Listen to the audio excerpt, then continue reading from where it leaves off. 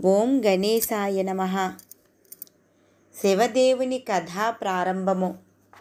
ఓ భక్తులారా, తెలుగుదేశమున ఒకానొక గ్రామసీమలో బీదవాడగు శివయ్య అనే పేరుగల బ్రాహ్మణుడు నివసించుచుండెను. అతడు రాజేశ్వరి అనడు ఆమెను పెండ్లాడి కాపురము చేయుచుండెను. కొంతకాలమునకు ఆ దంపతులకు ఒక కుమారుడు ఒక కుమార్తెయు కలిగిరి. పుత్రుని పేరు సదాశివుడు, పుత్రిక పేరు దాక్షాయణి. బీదవాడగుట చేత శివయ్య భిక్షాటనము చేసి భార్యాబిడ్డలను పోషించుకునుచుండెను. ఇలాగున కొంతకాలం గడిచిన పిమ్మట తన భార్యతో శివయ్య ఇట్లు చెప్పెను: మనము ఈ దరిద్రావస్థను భరించలేకపోవచున్నాము. నేను తిరుపతి పుణ్యక్షేత్రమునకు వెళ్ళి స్వామిని దర్శించి అక్కడ కష్టపడి కొంత ధనమును సంపాదించి తిరిగి వస్తాను. నీవు బిడ్డలను జాగ్రత్తగా చూస్తూ ఉండుమని శివయ్య ప్రయాణమై వెళ్ళుచుండగా ఒక ముదసలి బ్రాహ్మణుడు ఎదురై, ఎవరు నాయనా నీవు అని అడుగగా శివయ్య ఈ విధముగా చెప్పదొడంగెను: మహానుభావా, ఆ కనిపిస్తున్న పల్లెయే నా గ్రామము. చాలా పేద కుటుంబీకుడను. ఒక భార్య, 2 పిల్లలు కలరు. సంపాదించినది చాలక దరిద్ర బాధ భరించలేక తిరుపతికి వెళ్ళి ధనార్జన చేయవలననే తలంపుతో ఇల్లు విడిచి బయలుదేరినాను అని చెప్పగా, ఆ ముదిసలి బ్రాహ్మణోత్తముడు నవ్వుతూ ఇట్లనియే: ఓ ఈ వెరినాయనా, తిరుపతికి వెళ్ళినంత మాత్రమున, ప్రభు దర్శనం చేసినంత మాత్రమున నీవు ధనము సంపాదించుకోగలవా? నీకు సకలైశ్వర్యములను ఇచ్చు వ్రతకథ ఒకటి చెప్పెదను, శ్రద్ధగా ఆలకింపుము అని చెప్పగా, అంత శివయ్య, పుణ్యపురుష, అది ఏ దేవుని కథయో ఆ చెట్టు నీడను కూర్చుని వివరింపు స్వామి అని వేడుకొనెను. అంతనా బ్రాహ్మణోత్తముడు శివదేవుని కథ చెప్పుట ప్రారంభించెను. వంగదేశమును పాలించుచున్న సూరసేన మహారాజునకు గుణవంతురాలైన ఒక పుత్రిక కలదు. ఆ బాలామణి పేరు సీమంతిని. సీమంతిని చిన్ననాటి నుండి శివదేవుని యందు అపారమైన భక్తి కలదై పూజలు చేయుచుండగా ఈ విషయము యాజ్ఞవల్క్య మహాముని భార్యయగు మైత్రేయి తెలుసుకొని తానే స్వయముగా సీమంతినికి సోమవార వ్రత మహత్యమును వివరించి చెప్పుటకు సూరసేన మహారాజు పట్టణమునకు బయలుదేరి వచ్చి వ్రత విధానము సీమంతినికి తెలియజేసి వెడలిపోయెను. ఆనాటి నుండి రాజకుమార్తె సోమవార వ్రతమును భక్తి శ్రద్ధలతో చేయుచు సదా శివుణ్ణి పూజించుచు వ్రతకథ చదువుచూ దినదిన ప్రవర్ధమానమగుచుండెను.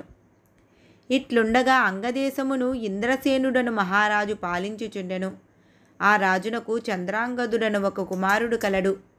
ఆ చిన్నవాడు సకల విద్యలు నేర్చుకుని పెండ్లియీడుకు వచ్చెను.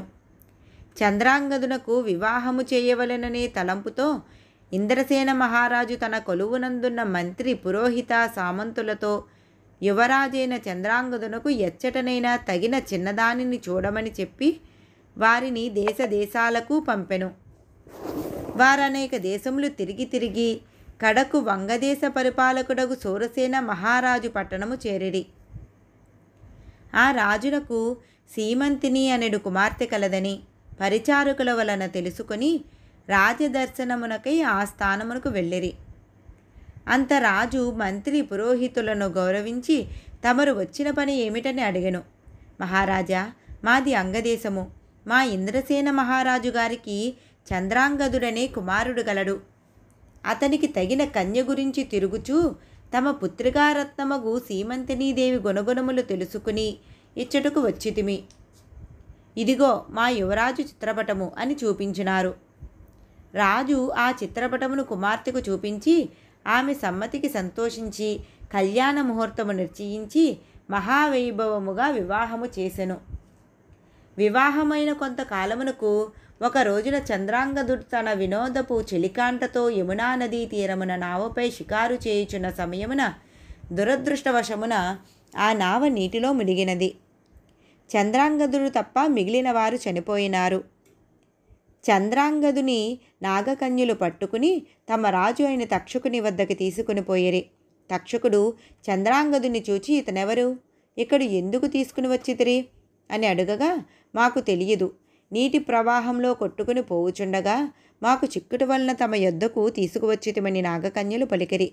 అంతనా తక్షకుడు దివ్యదృష్టి వలన చంద్రాంగదుని వృత్తాంతము తెలుసుకుని, ఇతడు సామాన్యుడు కాడు.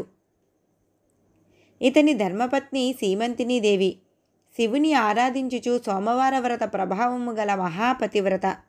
అందువలననే ఇతడు నీటిలో పడిపోయినను ప్రాణములు విడువక మీకు చిక్కుట వలన అతనికే విధమైన అపాయము కలుగలేదు అని నాగకన్యలకు చెప్పెను. ఈ సంభాషణంతయు వినుచున్న చంద్రాంగదుడు భయపడుచూ దిక్కులు చూడసాగినాడు. అంత తక్షకుడు చంద్రాంగదుని వీపుదర్చి ధైర్యము కలగచేసి తన వద్దనున్న విలువైన మనులు ఇచ్చి ఆ మనుల యొక్క ప్రభావం కూడా తెలియజేసి భూలోకానికి సాగనంపినాడు. అక్కడ సీమంతిని తన భర్త జాడ తెలియనందున నావ ప్రమాదంలో చెలికాండతో పాటు తన భర్త కూడా మరణించి యుండునని తలపోసి పరిపరి విధాల విచారిస్తూ, ఓ శివదేవ, తల్లి పార్వతి, నేను విడువగా ఆచరిస్తున్న సోమవార వ్రతం యొక్క ఫలితము ఇదేనా అని దుఃఖిస్తూ కనులు మూసుకొనగా, స్వప్నములో జగజ్జనని అమ్మాయి, నీ భర్తకు ఏమీ భయం లేదు, విచారింపగము, సజీవుడై ఉన్నాడు, త్వరలో నీ చెంతకు వచ్చును అని చెప్పి అంతర్ధానమయ్యను. అంతలో ఆమె మేల్కాంచి స్వప్నములో దేవి చెప్పిన వాక్యములు వృధా కావని మనస్సున ధైర్యము చేసుకుని యథాప్రకారముగా సోమవార వ్రతము చేస్తుండగా దివ్య ప్రభావము గల మనులతో చంద్రాంగదుడు తన దేశమునకు తిరిగి వచ్చును. ఇంద్రసేన మహారాజు కొడుకు రాకకు సంతసించి జరిగినదంతయో తెలుసుకుని తన కుమారుడు సజీవుడుగా నున్నాడనియు మహిమగల మనులతో తిరిగి వచ్చుననియు ఆ శుభవార్తను శూరసేన మహారాజుకు కబురంపి శుభముహూర్తమున సీమంతినీ దేవికి చంద్రాంగదునకు వైభవోపేతముగా పట్టాభిషేకము చేసెను.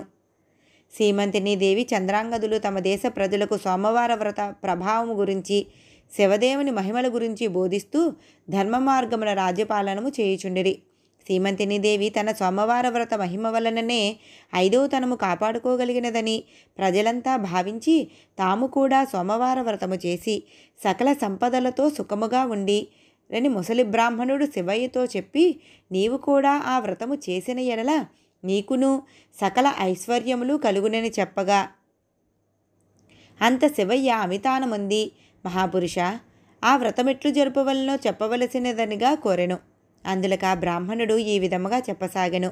సోమవారము రోజున ఉదయమునే లేచి స్నానమాచరించి గృహమును శుద్ధి చేసి రంగురంగుల ముగ్గులు పెట్టి ఇంటికి ఈశాన్య భాగమున పీట మీద శివదేవుని పటము ఉంచి ఆవునేతితో గాని కొబ్బరి నూనెతో గాని దీపము వెలిగించి శివదేవునికి టెంకాయ కొట్టి ధూపము వేసి మారేడు దళములతో అభిషేకము చేసి 3 రకములు పువ్వులు పెట్టి భక్తితో పూజించి కొబ్బరి ముక్కలు తరిగి పంచదార గాని లేక బెల్లము గాని కలిపి నైవేద్యము పెట్టి శివదేవుని వ్రతకథ చదివించి ఆ ప్రసాదము అందరికీ పంచిపెట్టి తాము కూడా కండ్లకద్దుకొని సేవించాలి. ఇలాగున 3 సోమవారములు భక్తి శ్రద్ధలతో పూజించిన ఎడల సిరి సంపదలు కలిగి మనసులోని కోర్కెలు ఫలించునని చెప్పి ముసలి బ్రాహ్మణుడు అదృశ్యుడయ్యను.